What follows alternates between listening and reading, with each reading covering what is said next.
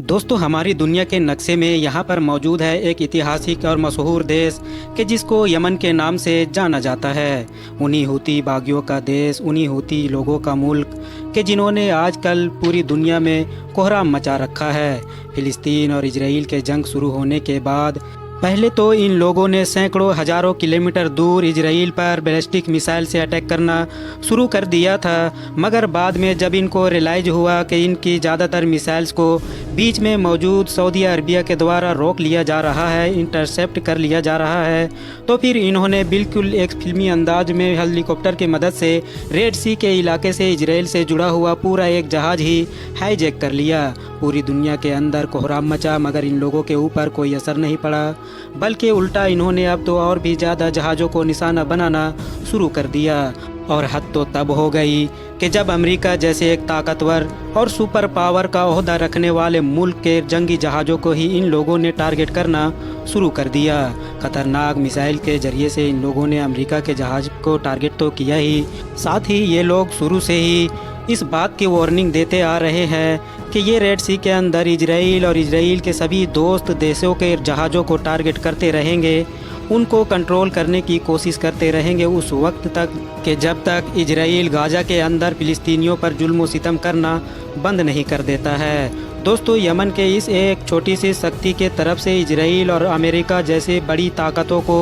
ललकारना, धमकाना और इवन उनके ऊपर अटैक करना तो दुनिया के लिए हैरान कर देने वाला था ही, मगर उससे भी ज़्यादा जिस चीज़ ने पूरी दुनिया को चौंकाया वो था दरअसल अमेरिका का खामोश रहना। हर कोई यही सोच रहा था और शुरू से ही हर किसी के दिमाग में यही सवाल चल रहा है कि आखिर अमेरिका हूतीज़ का जवाब क्यों नहीं दे रहा है, आखिर इनके सामने खामोश क्यों खड़ा है, आखिर वो कौन सी चीज़ है और कौन सा डर है कि जो अमेरिका को हूतीज़ पर पलटवार करने से रोक रही है। आखिर क्या वजह है कि अमेरिका इन हूतीज़ से मुकाबला करने से या फिर इनके सामने खड़े होने से भी इतना ज़्यादा घबरा रहा है। तो दोस्तों, इस चीज़ का जवाब हमको ज़रा थोड़ा डिटेल में जाकर मिलेगा। दोस्तों, सबसे पहले तो यमन के बिल्कुल अपोजिट साइड में मौजूद इस मुल्क को देखिए। ये दुनिया का एक ऐसा देश है कि जिसको जिबूती के नाम से जाना जाता है, और जिबूती और यमन के बीच में सिर्फ़ और सिर्फ 28 किलोमीटर का फासला है। और ये जो फासला है ये भी कोई ज़मीनी फासला नहीं है, बल्कि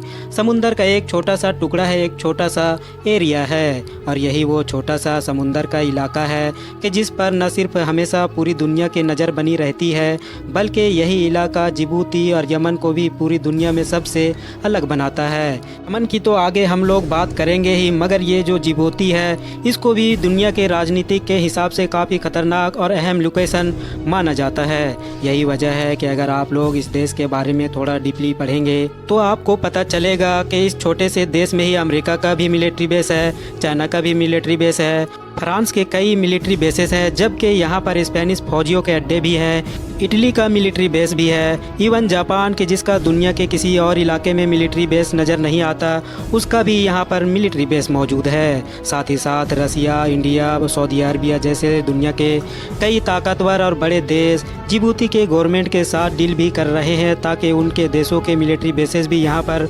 कायम किया जा सके। और इसी हिसाब से ही इस दुनिया का एक लौता एक ऐसा देश बन जाता है कि जहाँ पर इतने ज़्यादा देशों के मिलिट्री बेसेस मौजूद है। मगर सवाल यही है कि आखिर जिबूती में ही क्यों है, आखिर जिबूती में ऐसी क्या ख़ास बात है। तो दोस्तों, इसका सीधा सिंपल और एकलौता जवाब है समुंदर का वो छोटा सा इलाका कि जो यमन के और जिबूती के बीच में मौजूद है और जिसके बारे में मैंने आपको पहले ही बताया और जिसको बाबुल मंदेब के नाम से जाना जाता है। दरअसल दोस्तों, हमारी दुनिया में जितना भी व्यापार होता है और स्पेशली एशिया और यूरोप के बीच जो व्यापार होता है वो दरअसल इस 28 किलोमीटर के छोटे से इलाके के बगैर हो ही नहीं सकता है। मिसाल के तौर पर एशिया के जितने भी देश हैं, अब वो चाहे इंडिया, पाकिस्तान, बांग्लादेश या फिर नीचे की साइड में जापान,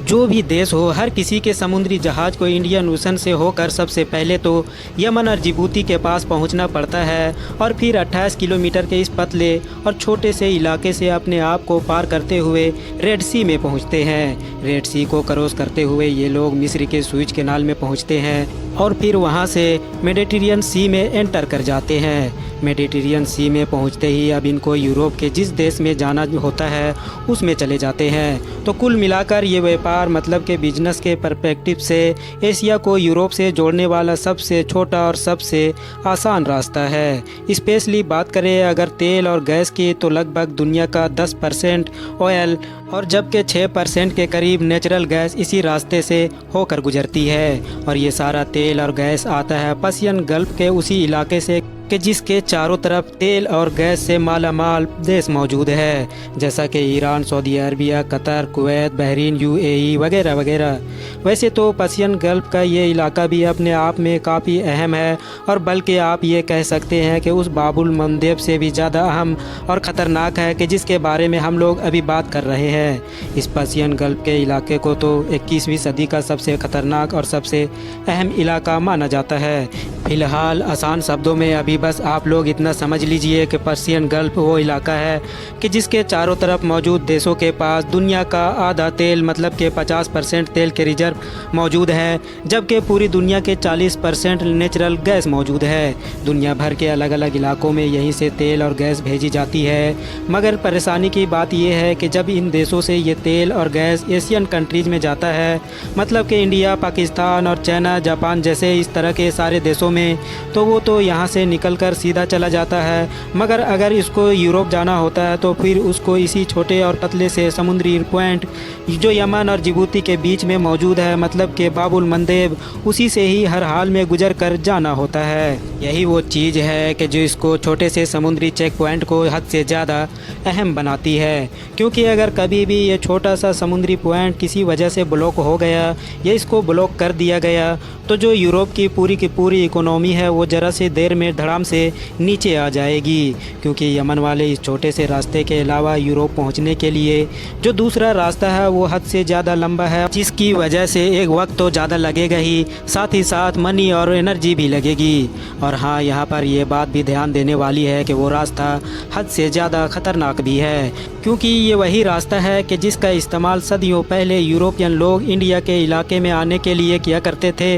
और इस रास्ते के तहत इन लोगों को पूरा का पूरा अफ्रीका पार करके आना होता है। दोस्तों, दुनिया के बेशुमार देशों में से भी जिस एक देश के लिए ये छोटा सा समुद्री इलाका सबसे ज़्यादा अहमियत रखता है, उस देश का नाम है सऊदी अरबिया। हम सभी जानते हैं कि सऊदी अरबिया एक तेल से माला माल देश है, उसकी आधी इकोनॉमी ही तेल पर डिपेंड है। मगर सऊदी अरबिया के लिए परेशानी की बात यह है कि उसके लगभग सारे के तेल के भंडार पर्सियन गल्फ के तरफ मौजूद है और पर्सियन गल्फ के इस पूरे इलाके पर ईरान की चलती है। ईरान और सऊदी अरबिया क्योंकि लंबे वक्त से बड़े दुश्मन रहे हैं, तो इसीलिए ईरान हमेशा सऊदी अरबिया को वक्त वक्त पर धमकाता भी रहता था। इन्हीं तमाम चीज़ों का नतीजा था कि फाइनली सऊदी अरबिया ने अब अपने ईस्टर्न बॉर्डर से लेकर वेस्टर्न बॉर्डर तक एक बड़ी पाइपलाइन बनाने का फैसला किया, जिसके जरिए से अब पर्सियन गल्फ के इलाके से निकला हुआ ज़्यादातर तेल सऊदी अरबिया पहले इन पाइपलाइन के तहत अपने देश के दूसरे साइड में यानी बॉर्डर पर लेकर जाता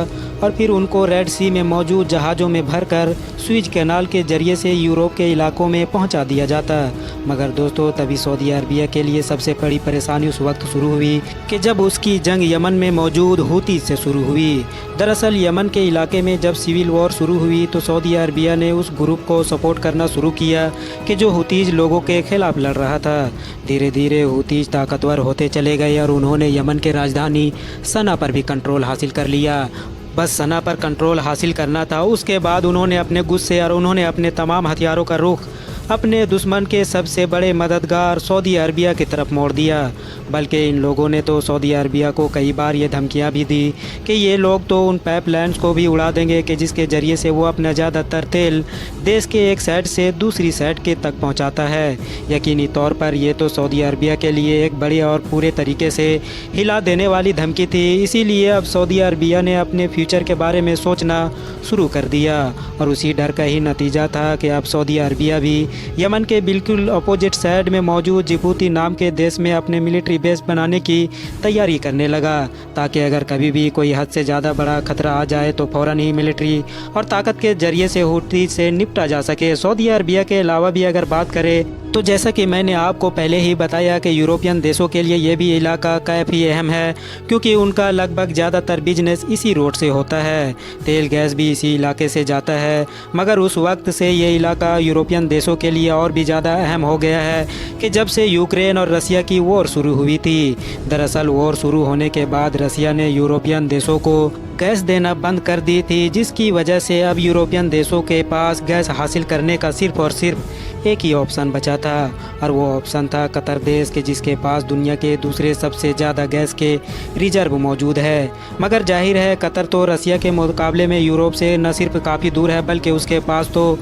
कोई ऐसी पाइपलाइन भी नहीं है कि जिसकी ज़रिए से डायरेक्ट यूरोप तक ये गैस भेजी जा सके। अब जाहिर है कतर से भी ये गैस वगैरह हो ना हो इसी छोटे से रास्ते से, मतलब कि बालबुल मध्य से होकर ही यूरोप तक पहुंचेगी। यही वजह है कि ज़्यादातर ताकतवर और मशहूर यूरोपियन देश न सिर्फ पहले से ही जिबूती नाम के इस इलाके में डेरा डाल कर बैठे हैं, बल्कि और भी ज़्यादा तादाद में या फिर और भी नए देश इस इलाके में अपना मिलिट्री बेस बनाना चाहते हैं। चाइना इस इलाके में अपना मिलिट्री बेस इसलिए बनाकर बैठा है क्योंकि उसका ज़्यादातर एक्सपोर्ट्स इन्हीं सारे इलाकों से होकर दुनिया के बाकी मार्केट तक पहुंचता है। और जाहिर है हम जानते हैं चाइना की तो इकोनॉमी ही इसी पर डिपेंड है, और अमेरिका इस इलाके में सिर्फ इसलिए बैठा है ताकि वो सब पर नज़र बना कर रख सके और देख सके कि कहीं चाइना और इस तरह का कोई दूसरा देश इतना ज़्यादा ताकतवर भी ना हो जाए कि इस पूरे रूट पर, इस पूरे इलाके पर अकेला कंट्रोल हासिल कर ले। तो दोस्तों अब तक तो आप में से ज़्यादातर लोग ऑलरेडी समझ ही चुके होंगे कि आखिर अमेरिका को हूती लोगों से क्या खतरा है, और वो चाहकर भी उनके ऊपर बदले की कार्रवाई क्यों नहीं कर रहा है, क्योंकि उसके डर है कि कहीं ये लोग इस पूरे रूट को ही ब्लॉक न कर दे। उसके अलावा एक और बड़ी वजह सऊदी अरबिया भी है। दरअसल बहुत सारे रिपोर्ट्स ये बात क्लियर कर चुकी है कि बार बार हमला करने की वजह से अमेरिका तो आपा खो भी चुका था और इन लोगों के ऊपर हमला करना चाहता था, इनके ऊपर कार्रवाई करना चाहता था, मगर सऊदी अरबिया ने रोक दिया, क्योंकि सऊदी अरबिया को यह ख़तरा है कि या फिर ये कह सकते हैं सिर्फ खतरा ही नहीं, इनडायरेक्टली उनको यह धमकी भी मिल चुकी है कि अगर यमन के हूतीज के ऊपर कोई अटैक होता है या फिर कोई बड़ी कार्रवाई के बारे में सोचा जाता है तो यमन के हूतीज डायरेक्ट सबसे पहले सऊदी अरबिया को टारगेट करेंगे। सऊदी अरबिया में जो उसकी तेल के कंपनीज है या तेल के बाकी ठिकाने हैं या तेल से जो जुड़ी चीज़ें हैं उनको ही निशाना बनाया जाएगा। और यही वो चीज़ है कि जो सऊदी अरबिया या फिर यूएई जैसे देशों को इस बात पर मजबूर कर रही है कि वो अमेरिका पर हूतीज के मामले में लगाम लगा कर रखे। हालांकि दोस्तों ये चीज़ फ्यूचर में देखने वाली होगी कि अमेरिका कब तक हूतीज पर कार्रवाई नहीं करता है, और अगर जब भी करता है तो कैसे करता है, किस तरह से करता है और किन देशों के साथ करता है। आप लोगों को फ्यूचर के बारे में क्या लगता है कमेंट्स बॉक्स में ज़रूर बताएं। वीडियो यहीं पर ख़त्म होती है। वीडियो अगर पसंद आई हो तो वीडियो को लाइक करें और अपने दोस्तों के साथ ज़रूर शेयर करें, और इसी तरह के नॉलेजेबल और हिस्टोरिकल वीडियोज़ हमेशा देखने के लिए हमारे चैनल को सब्सक्राइब करने के साथ साथ बेल आइकन को भी ज़रूर प्रेस करें।